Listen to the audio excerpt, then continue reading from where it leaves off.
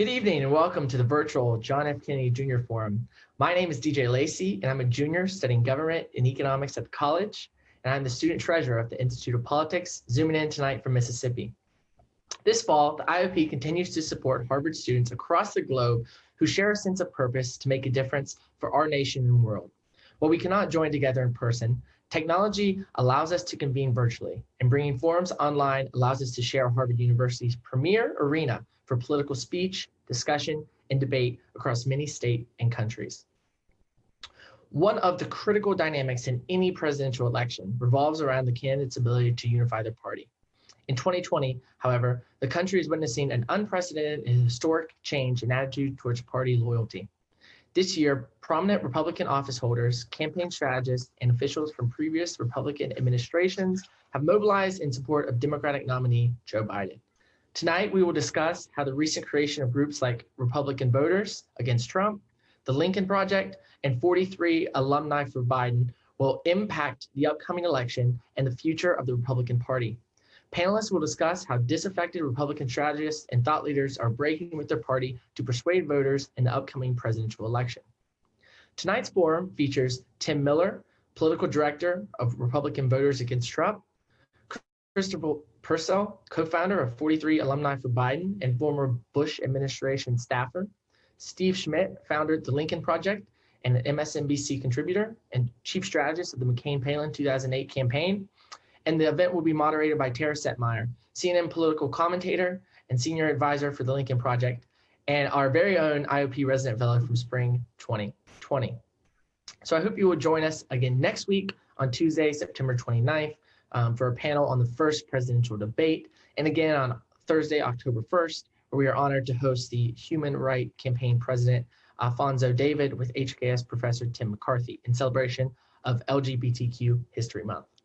This fall, we look forward to hosting engaging speakers who will provide us insight and challenge our perspectives. Until then, thank you so much, and I hope you enjoy tonight's conversation.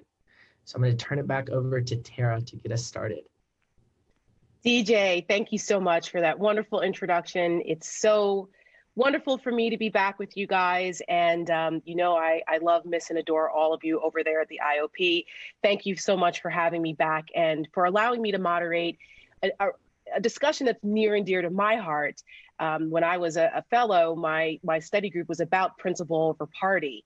And these groups and the folks who are with us tonight really embody that. So I'm really excited to moderate this conversation and to get it going and to hear from the perspectives of others who have made the decision to put principle over party and start organizations that are focusing on that aspect to, in one of the most important presidential elections of our lifetimes. So with that, let's get the conversation started. Welcome to Tim, Steve, and Chris. And I'm going to start with Tim. At what point, Tim, did you actually decide enough is enough? I'm going to break ranks. Hey, Tara, I'm so happy to be here with you and with all the smarty smarts from Harvard. Could have never made it in on the merits. So happy to be with you now. I was maybe the OG of the OG Never Trumpers, because old Donald just attacked me back in 2012 when I was working for John Huntsman, because I don't know if you guys remember this, the Harvard folks, you all were like 10 when this happened, but he wanted to host a debate, like an apprentice debate, and all of the other candidates in the primary were like, yeah, sure, I'll do your debate, because that was a nice preview of what was to come. And I was Huntsman's spokesman at the time, and John Weaver was the advisor, his Lincoln Project friend, and we both gave a statement that was like, no, we're not going to do this effing debate. Like, this is ridiculous. Like, this guy's a joke. This is a serious job we're running for. And so he attacked me back then.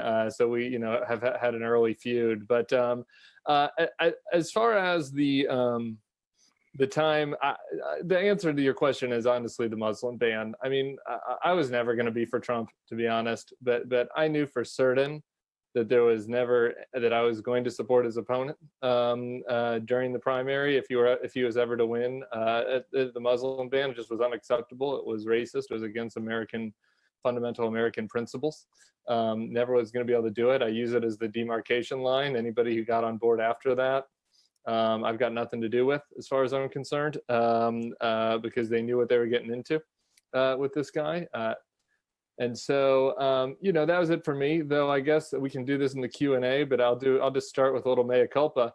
I'm no saint, I mean, after that, I was ready to be for Ted Cruz if I had to be. Me and Ted disagree on a lot of things, but I thought he at least was a reasonable person who was principled. I was obviously completely wrong about that. So everybody had a line they got to draw somewhere. To me, Donald Trump wasn't even close to the line. Like, it was just such a no-brainer. That I didn't really even think it's worth praise to be principled. The crazy thing is that not everybody's here with us, That's right. Because it's not even a close call. But the Muslim ban was really, if I had to pick a time, it'd be that. Don't feel bad. I backed Marco Rubio, so we're in the same boat as far as folks we thought were principled that turned out to be disappointments. Steve Schmidt, same question to you. What was the breaking point for you, where you finally said, "That's it. I've had it. I've got to do something. I'm out"? Well, I just think like a little bit of background, I guess. For me, I was a dissident Republican for a long time, right? Heading into Donald Trump. I spoke out early and often against the Tea Party populism, about the know-nothing candidates like Christine O'Donnell. My relationship with Palin was so terrific, they made a movie about it. Like Tim, Trump attacked me by name in 2012. I was critical of him for the racism of birtherism to all of it. And, for me, I was really shaped in this, I think, by reality in my life that's my loss of Catholicism, right? Because of the sex abuse scandals. And so two meaningful institutions, right? This was the second one, right? And I was estranged from the church. I had a gay sister. I'd given a speech in favor of gay marriage going back to 2009. I was one of the strategists for the ACLU on the marriage equality campaigns. So I was from a moderate wing of the Republican Party. The truth is that I was very outspoken. Tim was very outspoken against him in 2016, and as a lot of senators, a lot of governors would call us and say to us, right, like, keep saying it, keep doing it. You see them at the TV studios, right? Thumbs up, right? Like, right on, right? And the truth of the matter is in the hour that Trump was inaugurated, there were three parties in Washington.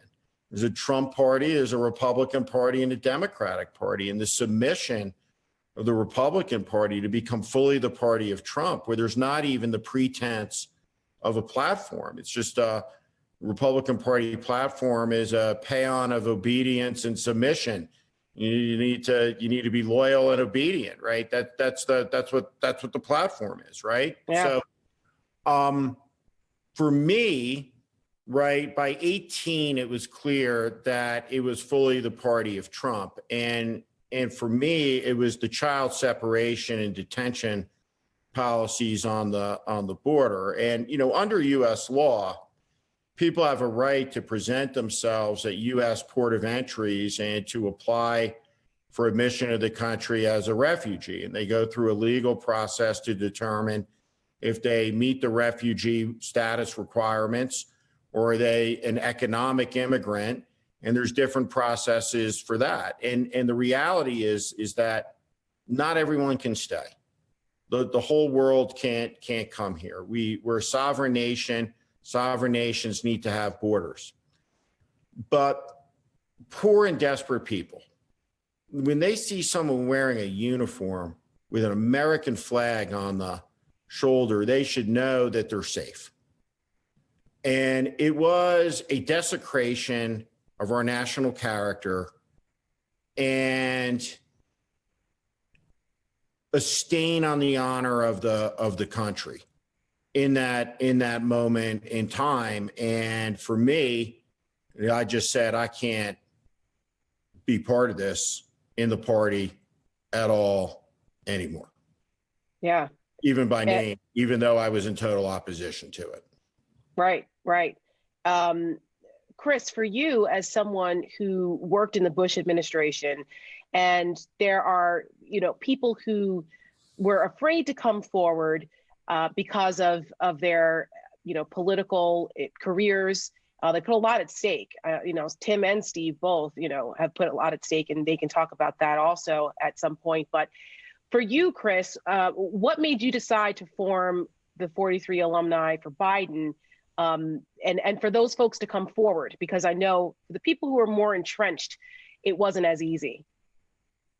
It hasn't been as easy. So, for me, I didn't support Donald Trump in 2016. I was very vocal about it. I don't have the megaphone that, Steve and Tim have, but, I was very strongly against him.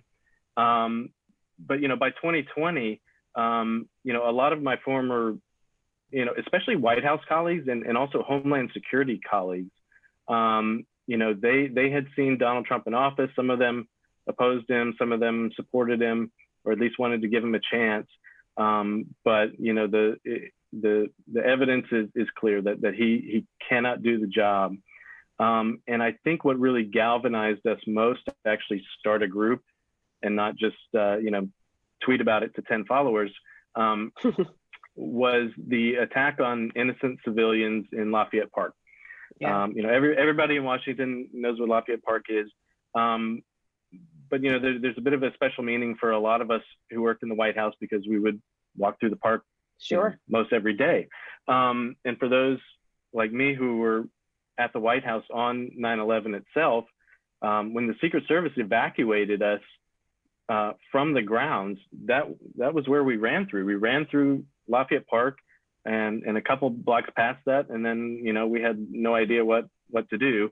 And the idea that the president and the attorney general would send federal agents after people in the park who were not breaking the law was just so absolutely offensive to us that we decided we needed to try and do something bigger or make a bigger statement. And so that's how the group came together.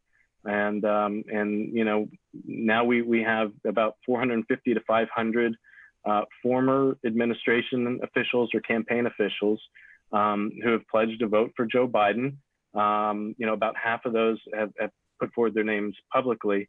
But it's a significant portion of the former Bush administration who aren't sitting on the sidelines. They're going to cross the aisle and vote for Joe Biden. The Lafayette Square incident was just heartbreaking for me. I know a lot of Americans looked at that event in sheer horror. I literally cried tears when I saw that, and it takes a lot to break me on certain things politically.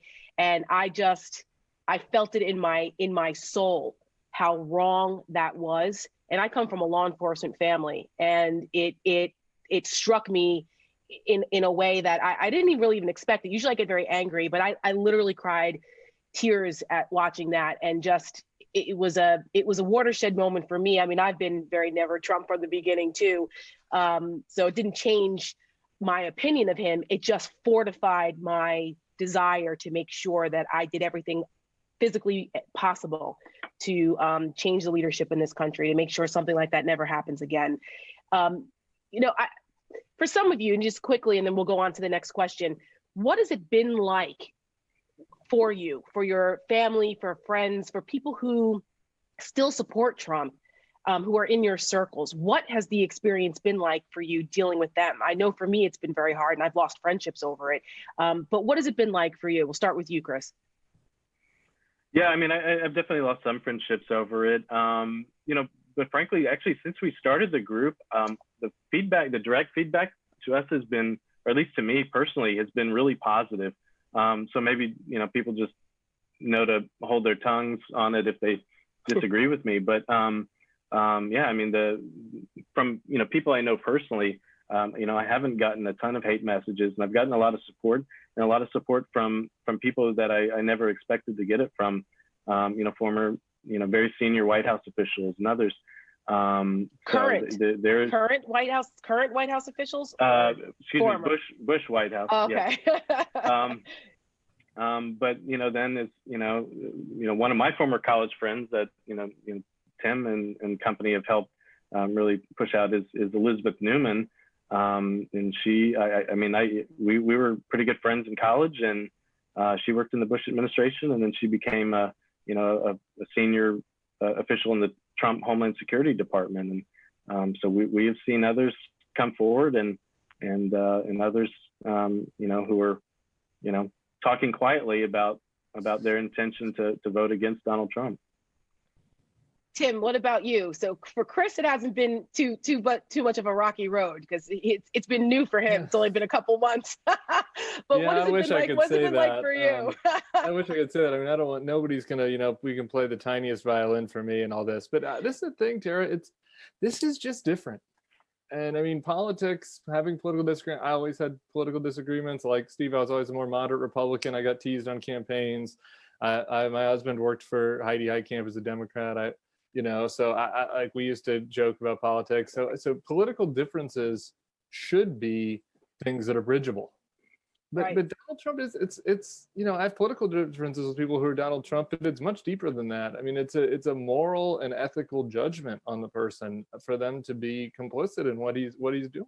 And this is, like I said about what Steve talked about, and Chris with the Lafayette Square, the Muslim ban, with what was happening at the border. I mean, how can you be a part of that? You know exactly what you're getting involved in, and I feel what I've seen from a lot of my old friends is this nihilism of that, where it just they begin to just not care at all about the actual impact of the policies. And I frankly see in myself, looking back during campaigns, a strain of that I'm happy I was able to break away from. So yeah, I mean, I've lost friendships over it, but a lot of them have been on me. Rather than the other way around, because I just can't fake it. I can't go to dinner with somebody that's working at the CIA for Donald Trump and just kind of talk about our kids. Like it's just not in my makeup. So we got married a couple years ago and had some no-shows, and that's just the nature of the deal now. It just is. Yeah, Steve, I suspect that you really. You don't really give a damn about those types of people who have made the decision that they don't want to work with you or don't want to be a part of what you do anymore, given how passionate you are about the efforts of the Lincoln Project and the efforts to oust Trump. But if there's anything specific you want to address with that, but in addition to that, why do you think that the groups like Lincoln Project, like RVAT, like 43 for Biden, like the handful of other Republican groups that have come together this time around, why do you think it's different this time versus in 2016? Well, one of the things I said in 2016 a bunch of times on TV was that I thought that there was a real lack of imagination in the American mind about the potential for Donald Trump to create a real catastrophe. And so here we are, right? It's not debatable. And we talked about this last night. A bunch of these right wingers did a mashup of me using superlatives in a supercut to try to brand me as hysterical, I suppose, about Trump. And I try to be very intentional with the words I use. I'm not a hyperbolic person, but when I say he's the worst president in the history of the country, it's because he is. And the biggest lie in American history has been told to the American people is the lie that Donald Trump has told about COVID going away, about it being a Democratic hoax, that masks don't work, and the 120 times that he did that. 150,000 people are dead that didn't have to be if we had the same mortality rate, as Germany did. He's thrown this country into chaos. He's lethal. He's wrecked the American way of life. And so I have Trump voters in my family. I just can't talk about politics with them at all. I only have one former friend who's at a high echelon in the Trump inner deal. And, you know, we don't speak anymore. And the point that Tim raised is the point, right? Which is, I deeply believe these people are doing damage to the country, profound damage. And, you know, here's the truth, right, about, you know, my political career. And I've been at the highest level of 2 presidential campaigns, for George Bush and for John McCain. You know what? The country would have been fine if Al Gore was president. It would have been fine if John Kerry was president. It would have been fine if John McCain was president. It would have been fine if Hillary Clinton was president. It's not fine that Donald Trump's president. We're in the middle of one of the great crises and catastrophes in the history of the country, and Trump didn't do it alone. You call them Didn't do it collaborators. alone. And right? and the lying, the assaults on our institutions, and the rule of law. And so for a lot of our old friends, you know, there's a moment coming, and I do have news for them. There's not going to be a Trump coup in America.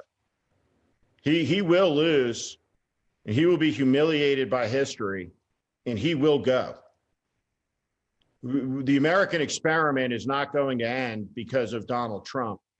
But when he tries to claim a victory, when he was rejected by the popular will, how many of our former friends, for power's sake, will take that final step across the line of absolute no return, to seek to actively undermine the 244-year-long American experiment, paid for in the blood of patriots, from Lexington to Gettysburg to Normandy to the Edmund Pettus Bridge? Who's going to sign up to step across the line to be a co-conspirator in the fabrication of complete and total bullshit around a stolen election, to retain power by any means necessary? Who's going to be complicit in that? And we're going to find out very, very soon. And at that moment, you're going to know where the bottomless pit of corruption that's endemic to Trumpism and this era of republicanism finally hits its rock bottom. Can I lump in also the people who will say nothing? Because that'll be most of our friends, actually. A lot of our friends will just say nothing and hope for the best. A lot of them will just, you know, say nothing and cash their ad money and hope for the best. Those are the ones that are the toughest for me. All the ones who are in there with them selling the lie, you know, they've already made their bed. Well, sure. Silence is complicity, as we always say, right? And I don't know which is worse. Let's stay on that, actually, Tim, because your group, Republican Voters Against Trump, what RVAT has decided to do, you've decided to curate people who were Trump supporters who said that they can't support him anymore after watching what he's done as president. And your focus is testimonials of real Republicans, not just the political class like us, you know, who have been in the trenches here, but like real normal people, real average Americans. And there have been some really powerful testimonials. What made you decide to go that route? And use Thank the you. testimonials? Yeah, we got dark there for a second, so this will allow me to kind of feel some positive feelings. It sort of blew us away, to be honest. And the idea came out of the fact that out of research, out of testing, and a lot of focus groups with gettable Trump voters, people who voted for him last time, but who grade him as who say they have an unfavorable view of his presidency. We talked to them and tried to see what they responded to. And, you know, it shouldn't be surprising that they didn't really like us that much. You know, this was not a pro elite crowd, right? And they're more likely to listen if the person like them, was kind of struggling with the decision. So, hearing from somebody like me who's hated this asshole since 2012, like, wasn't as convincing, right? And so our idea was that we'd put out the ask for this, and we'd find the 10 best ones and put them on TV in the swing states. And that was going to be the big plan. And we've just been blown away. We have almost 1,000 of them now, and they've come in from everywhere, all over the country, every state in the country. Some states, dozens upon dozens. Some of them are very, very, they're all moving in their own way, because it takes a bit of courage to speak out, to put this up on your Facebook page, and to take the incoming, particularly if you live in a red state or a red community, or if your family is for Trump, which is a lot of these people. I mean, I've heard from people who said their father-in-law won't talk to him now. And one guy who was at a Baptist school as a teacher, lost his job. I felt horrible. So these folks are showing real courage by doing it, and we think it's compelling. They've given each other courage, and we're hoping they've given other people out there, this sort of little bit of a nudge to say that I'm not alone. A lot of these people look at maybe the Democrats and think they're a little crazy, and they are worried about this, and so this can steal them. It's been a really cool process, and it's been really cool to meet all of these folks, and we have good reason to believe, based on testing, the ads are making a difference in kind of nudging this one slice of voter, and maybe this voter. This is why I think it's cool at the Lincoln Project, and you guys are going after the senators, because I'm with you guys 100%. Screw all those guys too; they all can go, as far as I'm concerned. But these voters that we're talking to, some of them might vote for Tom Tillis and Joe Biden. And as far as I'm concerned, like, that's just fine. Like, the Donald Trump is the proximate threat. I want to annihilate him and do exactly what Steve just said and humiliate him. And every vote to that and counts. And this is a compelling way to get to them. And just lastly, really quickly, we've added on top of that testimonials from people who are in the Trump administration who wanted to come out and speak about what they saw. And we've had 3 really powerful ones. If you want to Google them, if you haven't seen them, from Miles Taylor, Elizabeth Newman, and Olivia Troy. Olivia's in particular, I thought, was just really moving. And she was a career civil servant who was on the coronavirus task force and saw firsthand. She was just trying to do her best for the country, and the president undermined her at every turn. Anyway, we're hoping that is an additional layer to the regular folks will also be helpful. Yeah, and those people, they came to you, right? It was kind of like you started this, and then people came to you. The first couple dozen we went out and recruited, because you need to get it started. Right. But after that, everybody's been coming to us from social media, word of mouth. I mean, we've done a little bit of promotion of it, obviously. But yeah, it's been pretty cool. So Steve, and we'll get to Chris in a second, because his group has a completely different route. But for Steve, for us at the Lincoln Project, what was the strategy initially? Our social media presence is unbelievable. I think it's over 2 million Twitter followers at this point. We've got the LPTV channel, YouTube channel. Lincoln Project has really, really leveraged social media. Was that the intent? What was the strategy when you guys, as the founders, first decided to do this thing? We had a couple of intentions, and let me just say, like, how important the work that RVAT and Tim is doing, and Kristopher, and all of the groups. Right, we have a number of groups, and we all talk. Yeah. We're all part of a coalition. We all have different missions. We all share the same goal, and particularly the messaging work that RVAT does is crucial. And because of their excellence in that, we're able to operate, in a couple of different spheres. And so we had a couple of objectives, right? Our strategic objective is to defeat Trump and Trumpism.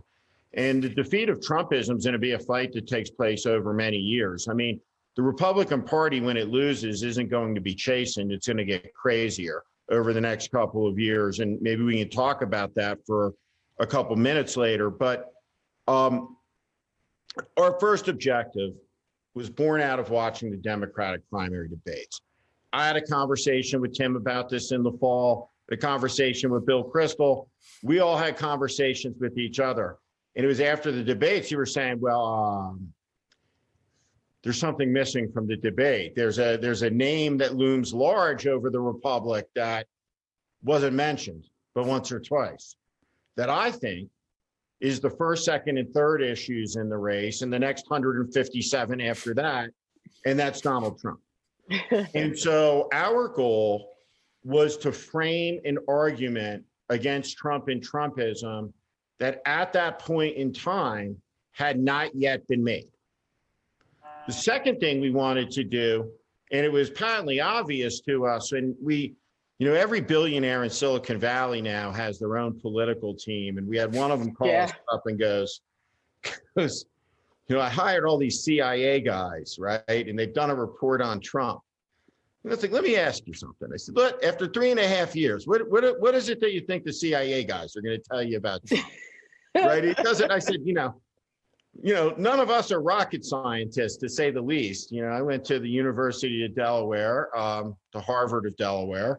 And and you're sitting there looking at Trump. And so our goal was to provoke him, right? To get inside his campaign and to cause chaos. The truth of the matter is all these people hate each other.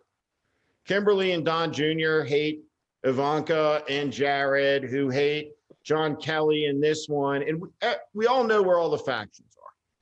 So a lot of the advertising is designed psychologically to make Trump erupt at 3 a.m. and go on a tweet storm, or to call someone in the middle of the night demanding that, which he has, the Lincoln Project be shut down. He did. When Donald Trump walks down the ramp in West Point, and we put it in an ad, and then he goes to Tulsa and talks for an hour about walking down the ramp and drinking coffee, and starts taking the dementia test. The strategic purpose of that is this, is that in 2016, the person who was losing that race was the person the race was about. And Trump was losing the race for 99% of the time until James Comey made it about Hillary Clinton. And then by 78,000 votes in 3 states, Trump wins. If the election were 3 days sooner, Hillary Clinton would be the president. If it was 5 days later, she'd be the president. But our goal is to keep the race about Trump, which is to help Trump beat Trump. The second thing we wanted to do was to play hard in these Senate races. The third thing we wanted to do was to be very strategic in going after segmentations of the electorate that are movable, not necessarily Republican, but independent or soft Republican women in suburban markets. Another thing that we've started to do is to be able to surveil the map and say, what is something at a scale we can get our arms around and affect an outcome that could be determinative. We looked at the outreach that was going on to the Puerto Rican community in Florida, and we just thought it wasn't good enough.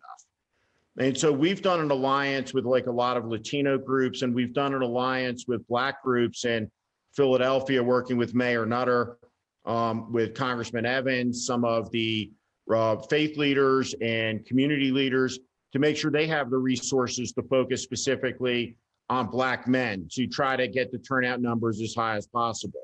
So we're looking for opportunities. We like to joke around that we run this like a pirate ship. So we're looking for wind speed and direction where we can make a difference.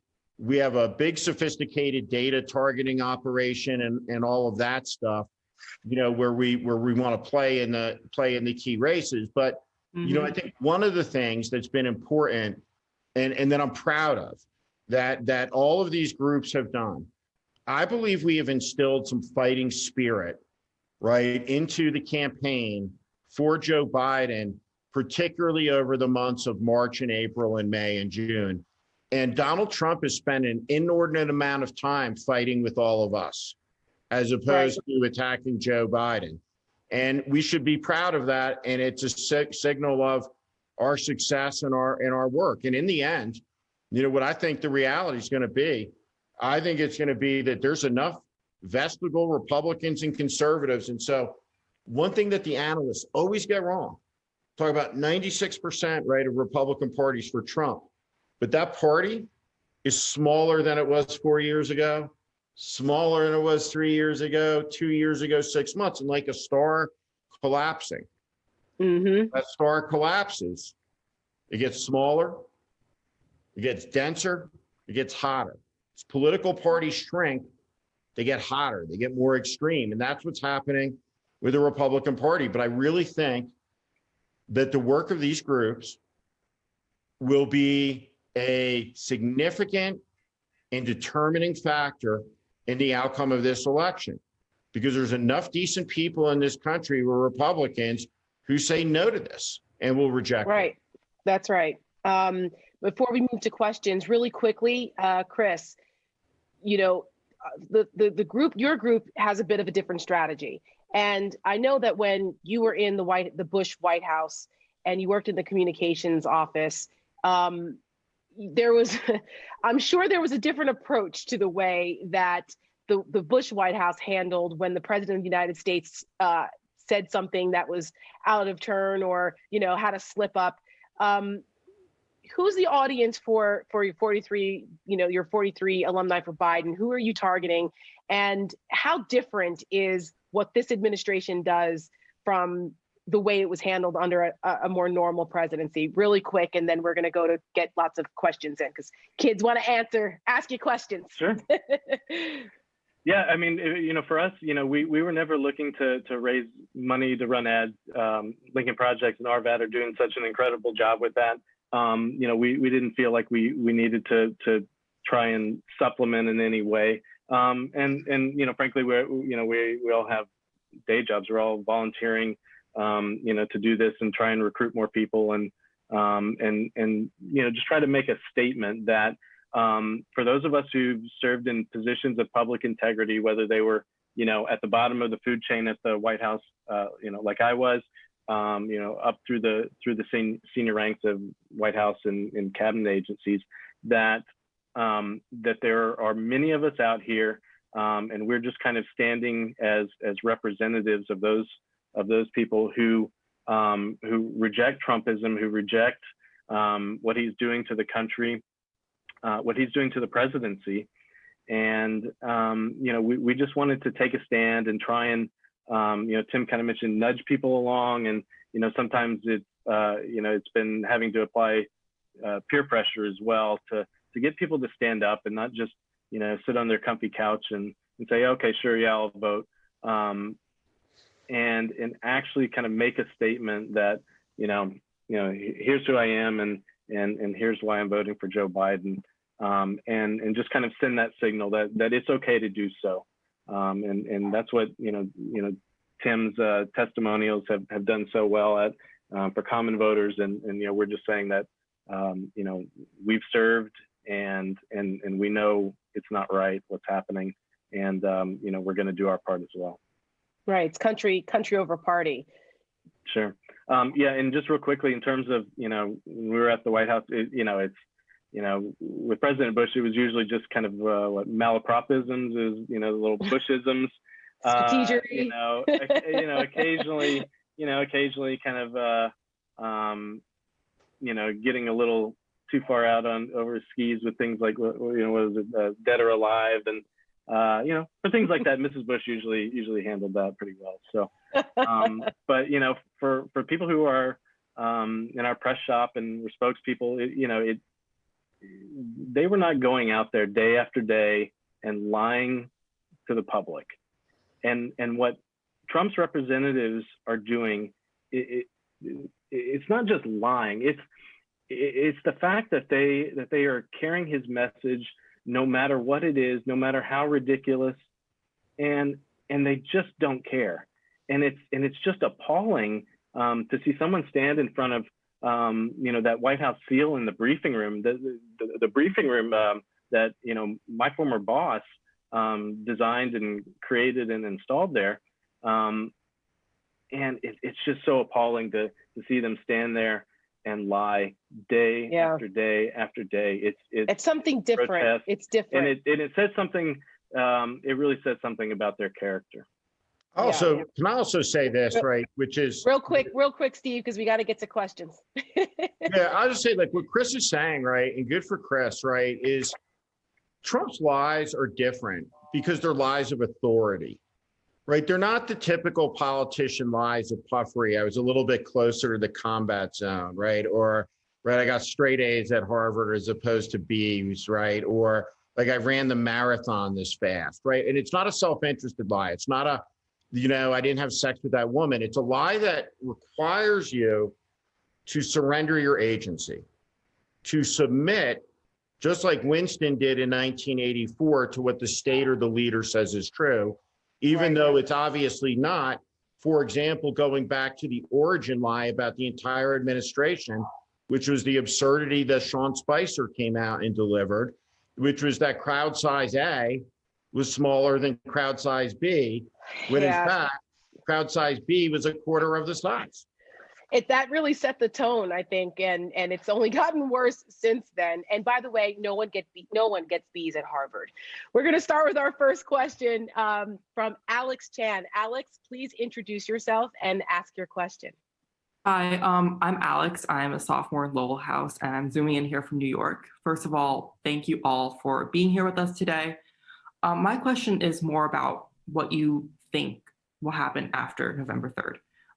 Because the president yesterday talked about how he wasn't necessarily going to guarantee a peaceful transfer of power. There was an article in The Atlantic a couple days ago by Barton Gilman, I think, talking about how Republicans are kind of working with state legislatures to certify a slate of electors that are pro-Trump, even if Trump loses a popular vote in that state. So how's this all going to play out after November 3rd? Thank you, Alex. And I would ask my panelists to keep their questions succinct so that we can get more, enough questions in before the end of the hour. So Tim, I'll go to you on that one. What the hell do you think is going to happen after this? It's an easy one. Look, I'm hopeful Steve's right and he gets humiliated. We don't have to worry about this. I think that certainly this is a man who's going to tweet and complain like a baby, much more than he is going to sort of rally the generals around him to get to execute a coup. I think that's pretty hard to imagine, especially with the way he's treated this military.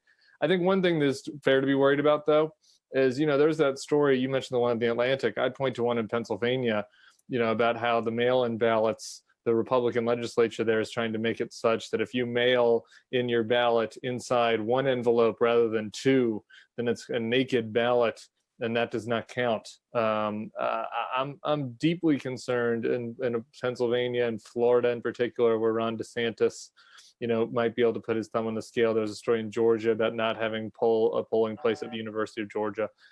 I'm worried about that stuff on the margins by his enablers allowing him to sort of redux this narrow victory. I think that is based on a very shoddy count and based on preventing people from coming to the polls, disenfranchising people. I think that's a much more valuable thing for us to be concerned about and to be trying to fight against with all of our groups than like worrying about him doing some military coup. Yeah, like another example in Florida with Michael Bloomberg paying off the fines for felons so that they can be reinstated in order to be eligible to vote. And then the Attorney General in Florida investigating whether that's some type of illegality, which it shouldn't be, but we see that the president is seizing on that as well, when they're really what Bloomberg is doing is trying to enfranchise people, not disenfranchise them. And it's interesting to watch the amount of voter suppression. Florida is always interesting, so we'll be keeping an eye on that. Thank you for that, Tim. Thank you for your question, Alex. Next up is Elena. Elena, please introduce yourself. Where are you at? Where are you from? What school are you with? And what's your question? Hi, thank you guys all for coming. My name is Elena. I'm a second-year grad student at the Kennedy School, zooming in from DC, and I'm one of the co-chairs of the Kennedy School's GOP caucus, so it's lovely to have you guys, and we're glad you could come. You've all spoken a lot about social media strategy, but the 2020 election is operationally different in a lot of different ways. Virtual conventions, no audience for debates. What do you guys think is the impact of these sort of other operational changes on engagement in a world where digital engagement truly will probably drive the outcome and very much has driven Trump's success since the beginning of the 2016 race? Steve, I'm going to direct that to you, since Lincoln Project has I think the biggest footprint out of everybody here with the social media strategy, the way that you guys are operating on that. What's your answer to how the social media landscape has changed this, especially with COVID? I think I just like listening to the question, right? Like three quick things. I'm not sure that I agree that reacting to what you said, which I don't recall precisely, but I don't think necessarily that social media has been advantageous to Trump in as much as it's been a conveyance vehicle for Trump to dominate the totality of the political discussion and the cultural discussion in the country, unlike any other person. So, look, I view this as, everything in life now is profoundly changed by COVID, right? Like the American way of life, like has ended, right? Like at least for now, in a fundamental way. And so, one of the impacts of that is how we relate to each other, right? Which is through our technology and through our devices, right? How we connect. And I think that's true at a family level, at a cultural level, at an educational level, right? Including at a political level. And I think people have a lot of time on their hands. I think they're engaged. I think people are angry. And the social media landscape gives everyone an ability to participate. And a lot of people do and are engaged in a, type of activism, that we haven't seen before. But, it's interesting, like when you talk to people about, I flew 300,000 miles in 2019 for business, right? And it's interesting to me when people say, like, yeah, it'll all go back. I don't think I'm ever flying 300,000 miles a year again for business. I think like a lot of things aren't going back to the way they were. And, and so I think it's hard to like look right now and to assess what the impact of all of this will be in this cycle. But, this is a unique year, but not just because of the digital stuff. The digital stuff plays a big role in the much larger context of a profoundly disruptive event and what's occurred in the society because of it. Thank you for that, Steve. Elena, I don't know if we'll ever see real conventions again because I've been to many conventions. I know everybody here, the panel has been, and they are a unique experience. But I got to tell you, the virtual conventions weren't that bad from a production perspective. They pulled it off pretty well, except for that display on the White House, which was a complete violation of the Hatch Act, which is a different discussion. Next up is Scott. Please introduce yourself and what is your question, Scott? Welcome. Oh, shoot. There we go. Hi, everyone. I'm Scott. I'm a sophomore at Harvard College studying government, and I'm originally from Nebraska, which is clearly a very red state. Nebraska, too, could be important. That's right. Yes, Nebraska can. Too. We're hoping to replicate the blue dot. But I consider myself a never Trump conservative like yourselves, and I recently joined the Lincoln Project as a political team intern for the East Coast, so I'm excited to be here with you all. But my question is looking towards the future of the party. In the worst case scenario of a Trump victory on November 3rd, do you see a future where the Republican Party can continue to be the vehicle for conservative thought, for smaller Republican thought? And do you think moral conservatives like yourselves need to find a new party or like abandon the party entirely to continue to keep the survival of your ideals as conservatives? Chris, go ahead. You're up. I'm not sure if there's another 4 years of Trump, if we're even going to need political parties anymore, or we're going to need to worry about election strategy, because those may not exist anymore. So I would just say that we can't predict what the machinations are going to be, but I think we can all be very confident that Trump will grow more and more authoritarian, and that there will simply not be virtually anyone in the Republican Party who will be willing to stand up to him, because they are just too attached to power, and they're just not going to give it up.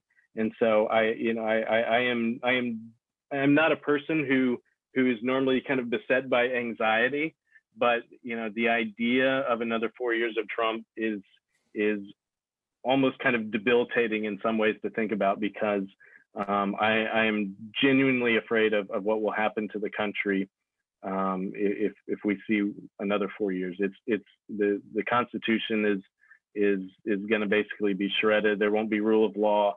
Donald Trump's cronies will be able to commit federal crimes with impunity because he'll simply pardon them or commute their sentences. It's going to be a very, very ugly place to live.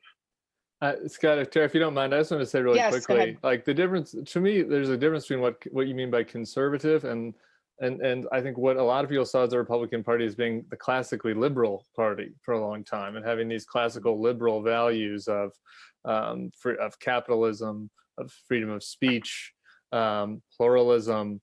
And I think that is dead as far as being part of the Republican Party, no matter whether Trump wins or loses. And I think that what will come out of this will potentially be conservative in some sense, but it will be a reactionary, nationalist, more populist party with or without him. Scott? And statist with strong authoritarian impulses. It will not be a classically liberal. And I would argue it is no longer a classically liberal party in it's very illiberal. any sensibility. That's right. Scott, welcome aboard. Thanks, and Scott. Tell Victor I said hello and I've got my eye on him. Next up Thank you so much. You're welcome. Next up is Carter. Please introduce yourself. Hi, my name's Carter. I'm from Texas. I'm an MPP 1 at Harvard Kennedy School. I have two quick questions. First for Steve. Steve, I was wondering how the Lincoln Project is going to endorse against Susan Collins when President Bush endorsed Susan Collins recently. I was wondering why y'all made that decision. And then second, why the Lincoln Project has decided to not support the president currently nominating someone for the Supreme Court because of how large at stake the pro-life issues are that we have, that the Republican Party stands for. Okay. So Steve, just before you answer that, just so you know, we have 7 minutes left. So I want to make sure that we kind of keep it tight. Okay. All right. I'm going to do my best. Right. I love George W. Bush. Was honored to serve in the administration. We don't care. That's his choice. We're going to do everything we can to defeat Susan Collins because she hasn't stood up to Donald Trump as he's desecrated his office, divided the country, but most importantly, lied to the country about the lethality of COVID, causing well over 150,000 deaths. And I'm generous on that. So let me just say this. I ran the Roberts and Alito confirmations in the Bush White House. In the Obama administration, I was asked to support Kagan and Sotomayor. We've always had a point of view that presidential elections have consequences, and those consequences include the ability to nominate Supreme Court justices. And my view is those justices should be confirmed if they are qualified and they are within the mainstream of American jurisprudence. Now, if you go and you look at what happened to Merrick Garland, it was fundamentally an abuse of power and a breaking of that tradition. And that illegitimizes this appointment. So if you want to understand what the founders were worried about when they wrote the Constitution, I would direct you to Federalist 10, which is exactly on point about this. And this is where Madison writes about the danger of faction overwhelming the common good. And the common good here is that understanding that the minority have rights and prerogatives, and that we don't have a majoritarian form of government. What they worried about was the aggressive application of majoritarianism in the country, right, which would aggrieve the minority and delegitimize the system. And so by going forward now, after what happened to Garland, you have at least half of the country that will view this as illegitimate at a time where our institutions have never been more distrusted. And so the act of seating this person will further break the United States Senate and further break the Supreme Court. And so in this moment, right, wisdom dictates step back away from the line, let the presidential election be decided, and the winner get the decision. That is the standard that Republicans imposed. The hypocrisy here is astounding. And just, I'll be 30 more seconds. You can say, screw them, right? We were in charge. We did what we did then, completely opposite now. You can say that. You can say, we got to put a conservative guy on the court. Doesn't matter what we did when Obama was in there. But you can't say that you're acting in the public good here. Because if you read Federalist 10, this is a perfect narrative description of what Madison and Hamilton and Jay were most worried about. Thank you for that, Steve. Thank you, Carter. Next up, we have a lightning round for the last two questions, I believe. Next up is Victor. Hi, Victor. Hi, Tara. Good to see you. Scott's my roommate. I talked you up. I know, I talked you up. Yep. Good to see everyone here. My name is Victor. I'm a sophomore at the college studying government. So I'm going to make my question quick, but Steve, you had mentioned how one of the goals of the Lincoln Project is, of course, to bring down Trumpism in every sense of the term, and that goalpost doesn't necessarily end at removing Trump from office. So my question is, after a hopeful Trump removal, what will the goalpost look like next for the Lincoln Project and for the other organizations as well? Every elected senator who served with Donald Trump in this era, not named Mitt Romney, needs to go, in our view. Now, some of them are not beatable, but they all need to go. And we'll do everything that we can to get rid of them, as many of them as possible. The party's going to get crazier considering a Trump defeat. It's not going to rejuvenate, right? It is as Tim said. So we'll have a Trumpist primary. And one thing to understand is, like, when you run for president, first thing you go and you do is you establish, if you're the Republican, you're conservative bona fides. Go give a speech. Democrats do the same. Got to go establish my liberal bona fides.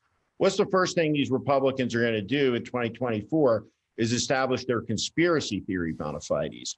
Because 30% of the country, a majority of the Republican base, no matter how decisive the Biden victory is, will never accept the legitimacy of the result. Trumpism is fueled by grievance, resentment, and victimization. And this will be the ultimate victimization. Trump will base his entire post-presidency upon it, and everybody in the party is going to have to kowtow to it. And so the party— And he might run again, Steve. And we might run again himself. We got 25 QAnon candidates this time, right, running. We'll have 155 next time. So it's just going to be crazier. Which is not encouraging, but that's why many of us are trying to make sure that the sane Republicans win out here and beat that back. Thank you, Victor, and welcome aboard the Lincoln Project, by the way. This is our last question, and it is from one of my student team members from when I was a fellow. Mayowa, introduce yourself to everyone and ask your question. Good to see you, my dear. Hi, Tara. Hello, everyone. I'm Mayowa. I'm a sophomore at the college studying economics with a secondary in education. And you've touched on my question a bit, but I just wanted you to expand on what you think the future of political parties are, especially seeing how so many people have been disaffected with the Republican Party. Do you see this as being a trend, expanding to other parties? Chris, I'm going to let you start with that, and Tim, if we have enough time, you can jump in. And also, do you think that I'll add to Mayowa's question, and thank you, Mayowa. Do you think that there's any room for Republicans to work with Biden? Do you think there'll be any Republicans in Biden's administration? Chris, we'll start with you. Keep it succinct because it's our last question. Sure. I'm sure Vice President Biden will bring in people with different viewpoints into his administration. In terms of the future of political parties, I'm worried. I'm obviously most worried about what's happened to the Republican Party, but I don't think we should neglect to say that there should be concern for the Democratic Party as well, with more candidates moving toward a more hardline socialist position. And if both parties go to the absolute extremes, you're going to have millions and millions of Americans in the middle who don't really have a candidate who represents them. And we really haven't seen any ability for our country to create a third party. Maybe that's something that could happen in 4 or 8 years, but it's very difficult to do. And I think we should all be concerned about the rise of extremism in our country. Tara, I'll Tim, just you say get the quickly. you get the last word on this before if I close Biden it. wins, I think that there will be a broad coalition in the center left for a while.